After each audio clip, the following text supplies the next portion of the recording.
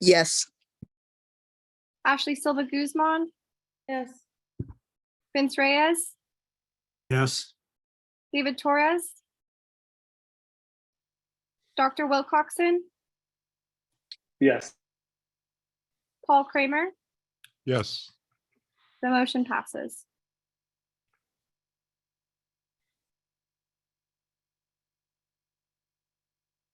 And my last agenda item, well, no, not quite. Agenda item 0402, and it deals with Thomas Jefferson School of Law.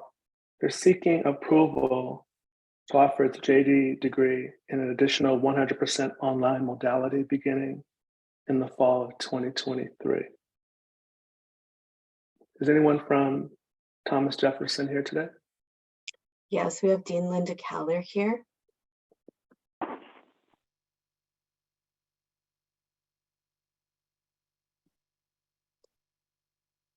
And Devin, could you recognize Dean Linda Keller for 5 minutes? Sure. Thank you. Hi, thank you for giving me a moment to speak.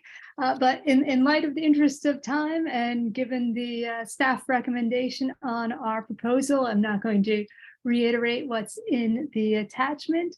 I would add that we are happy to provide the requested additional progress report with our annual report. And I'm happy to address any questions the committee might have for me. Thank you. Thanks, Dean Keller. And just so for clarity for the entire committee, the Thomas Jefferson School of Law has an on-ground classroom program right now. So through this proposal, they'll be increasing the amount of hours that can be held online in that program. And then they'll also be adding a second track for an online program that is completely asynchronous. They'll be watching taped materials and then have the option of a live optional workshop each week for questions or reinforcement of the material. This is an approved format. There are other schools that have similar asynchronous format in the accredited category since this committee made the change to allow that back in 2019.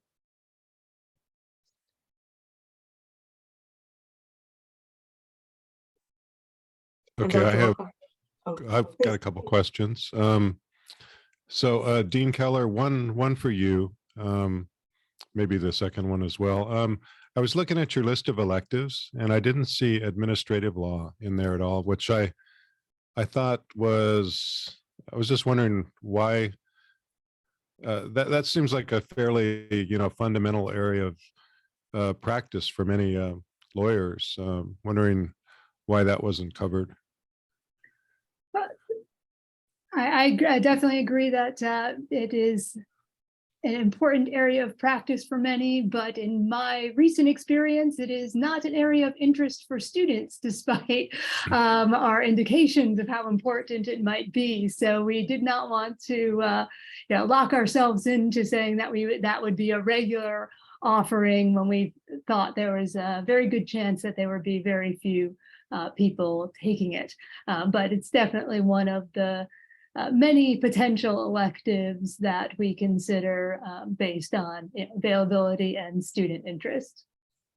Okay, thanks. So I guess the marketplace has spoken, in not the way I expected. But my second question is: there is mention of a progress report, and I believe an element of that report is supposed to be about how the new asynchronous curriculum is working, correct? Yes, that's my understanding.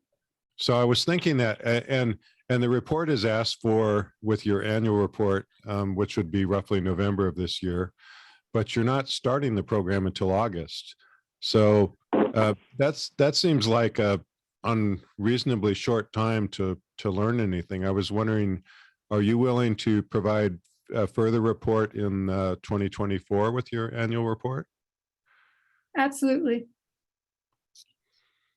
Okay, I would recommend that then as a change to the amendment to the proposed motion, and I may have one other question. And Paul, may I confirm that the motion would then add a progress report in 23 and 2024? Is that correct?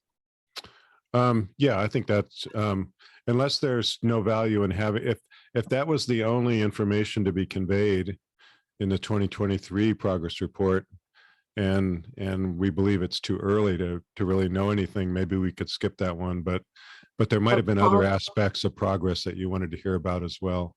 Yeah, so from a staff perspective, Paul, that's part of how we ensure smooth transition. And if there are any questions or concerns or suggestions or support we can give to prevent issues, we use that report in that way. So staff would request that we retain the 23 request, even if the 24 is added. Okay, yeah, I'm happy to help you out with that. Appreciate that. Thank you. Thank you, Dean Keller. Absolutely. Thank you. Any other questions? So we would recommend, with the changes that our chair made, that the Committee of Bar Examiners receive, file, and grant Thomas Jefferson School of Law the major change request. This is Robbie. I'll make a motion to approve that recommendation with Paul's supplements.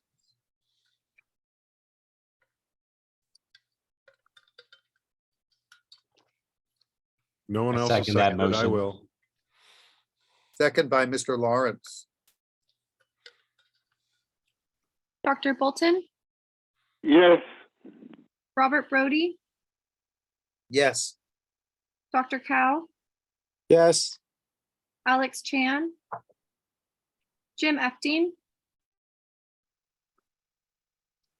Kareem Gangora, Judge Guerrera, Yes. Dolores Heisinger, Larry Kaplan, Yes. Alex Lawrence, Yes. Esther Lynn, Bethany Peak, Yes. Ashley Silva Guzman, Yes. Vince Reyes, Yes. David Torres, Dr. Wilcoxon, Yes. Paul Kramer. Yes. The motion passes.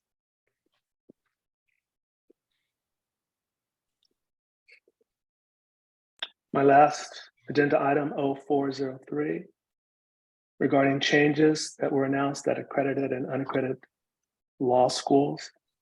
I'm not sure, Paul, if I should just read this or just give my thoughts on a few of the points. If you want to presume people have read it, that's fine, and then they can just ask questions about anything that they have a question about, and you can Okay. offer your thoughts, of course. Thank you. And Natalie, if you have anything you'd like to say, I open that up as well for you. Thank you.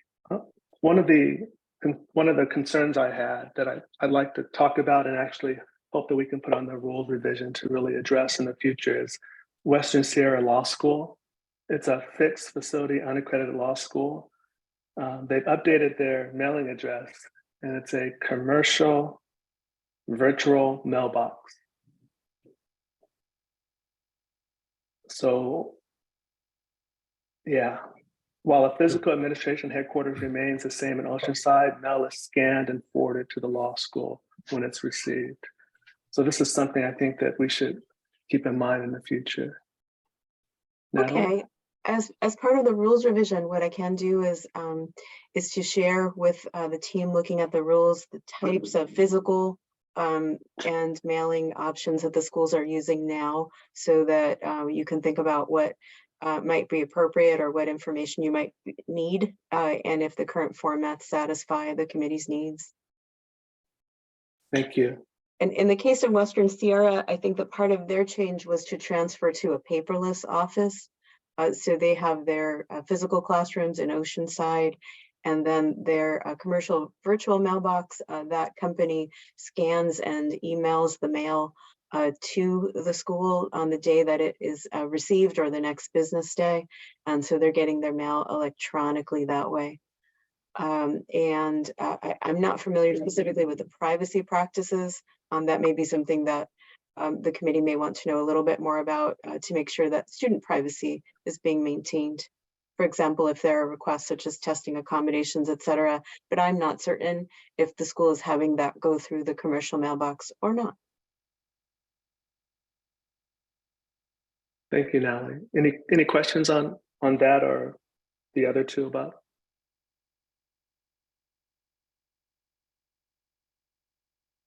Okay. The following updates have also taken place in response to the committee motions. American Heritage University School of Law closed on January 20th, 2023. And Irvine College of Law, an unaccredited law school, has provided staff with all administrative materials requested related to the transition from the fixed facility. And then another observation is it seems like more leaders at law schools are not JDs. They don't have their licensed JDs. Now they'll let you elaborate.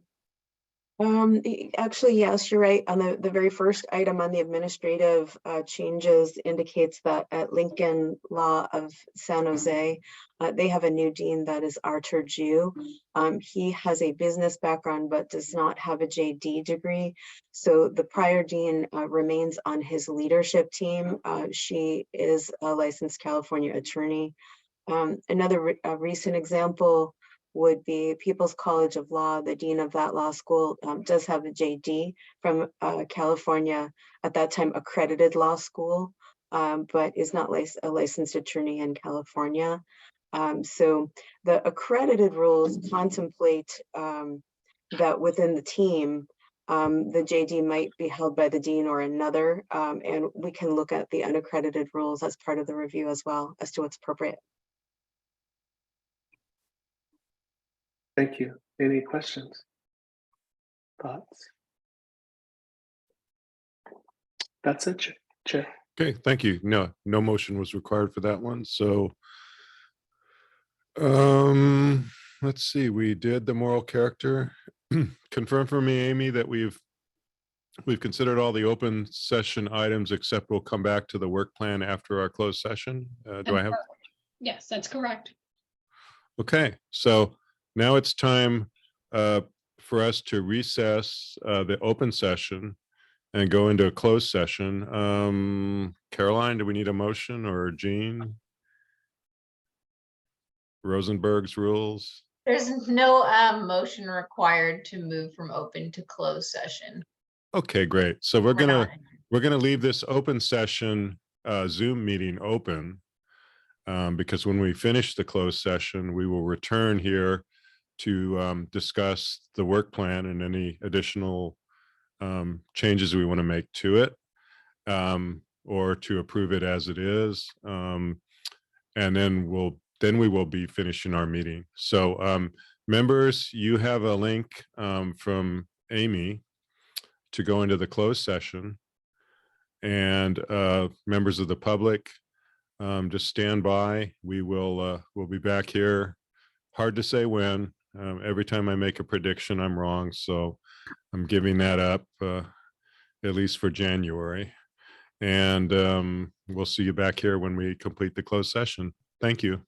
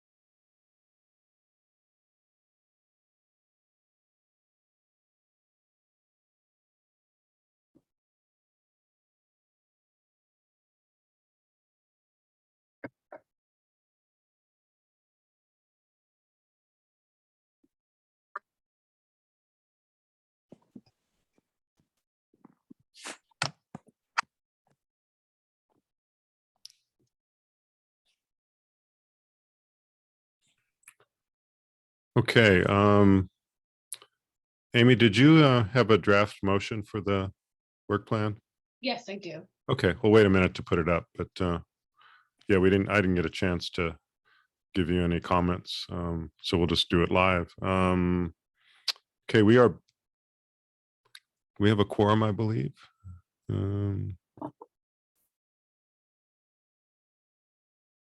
How many is a quorum these days? We have a quorum. Okay. All right. So we have returned from closed session. The time is 4:56 p.m. We have nothing to report out of the closed session.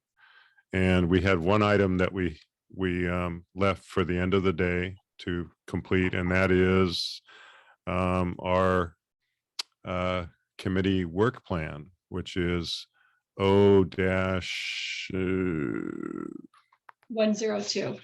102. It turns out we did not have any additions to the work plan that resulted from our closed session consideration of various items. And what we had talked about is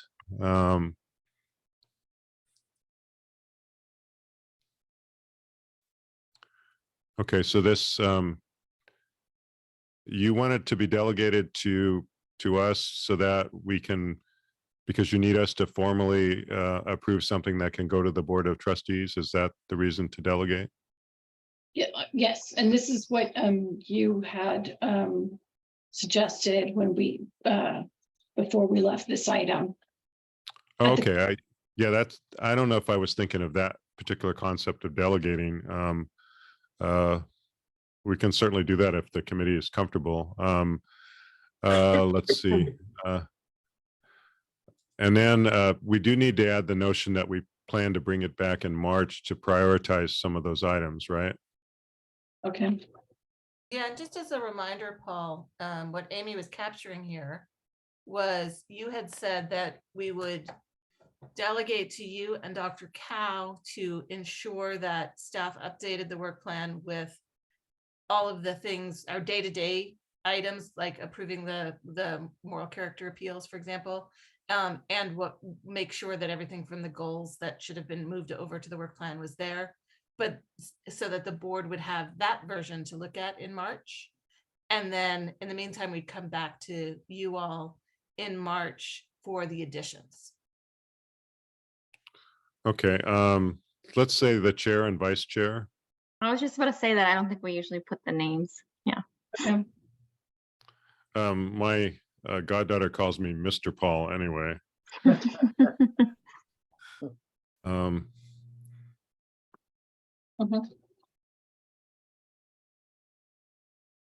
Oh, you were looking at the second sentence, the chair and vice chair. That's Paul? okay to leave it. It can be there. Okay. And then we can Okay. just say they in the second sentence.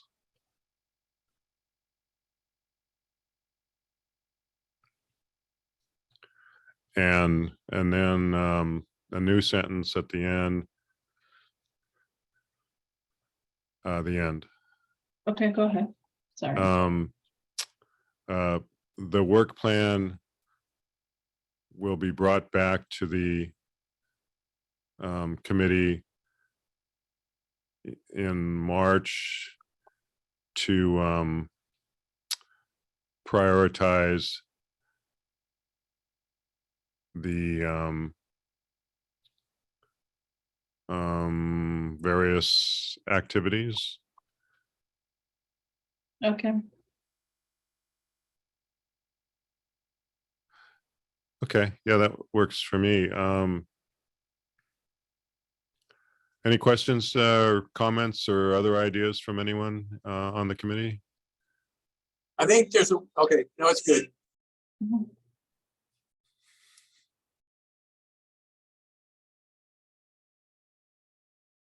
Okay, does somebody want to make this as a motion? I'm So sorry, moved. Paul, just 1 second, but I'm wondering, I apologize, I was on mute. Instead of saying prioritize the various activities, to make that prioritize the, because they're all identified as additional items, so the additional items noted on the work plan. Okay. With the understanding that You things we don't bring, Okay. And things that we bring over from the old work plans would go into the annual activities list. They would not be considered additional items Right. because they're things we've already been doing. Okay, yeah, we can. Sorry, so you want it to stay as items or assignments? Additional. Assignments is fine. I think that's what we call them in that, right? It is. Mhm. Okay. So, sorry, just one minor point. So it won't be approved. I just want to make sure that the whatever is being approved is approved in a noticed meeting, right? So nothing can be approved outside of a noticed meeting. So maybe just change the first sentence. The committee delegates the authority of the chair and the vice chair to review the 2023 CV work plan. They will work with staff to ensure the items are incorporated. And then the work plan will be brought back to the committee for approval. Is that correct? I think they needed it to be approved in advance of the Board of Trustees March meeting now, which probably is ahead of ours, especially with the change of date. So there are Yeah, two things we I can know it do is here. because they bumped us off our date. Two things we can do here. One, we can just wait and bring it to the May board meeting. The second, what was intended initially, and again, we don't have to do it that way, was that the committee approves the work plan. So that's the part that's missing from this motion. The committee approves the work plan, but it is delegating, as it says here, to the chair and vice chair to add those additional things that are missing. And Yeah. then you would reapprove afterwards. The other way is we'll just bring it to the board at the board's May meeting. I'm agnostic. Which We staff defer to you all on that. However you Well, most comfortable. if they can wait till May, that means we just have to show it to them once and they have to read it once. So that's probably more convenient for everyone.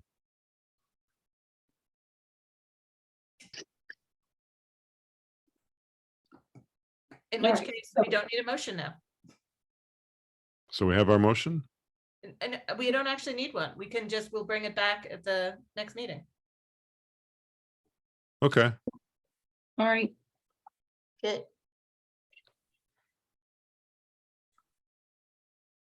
Then, is there any other business? Okay, motion to adjourn from Torres. Is there a second? Bethany will second. Bethany Peak, seconds. Devin, Dr. Bolton,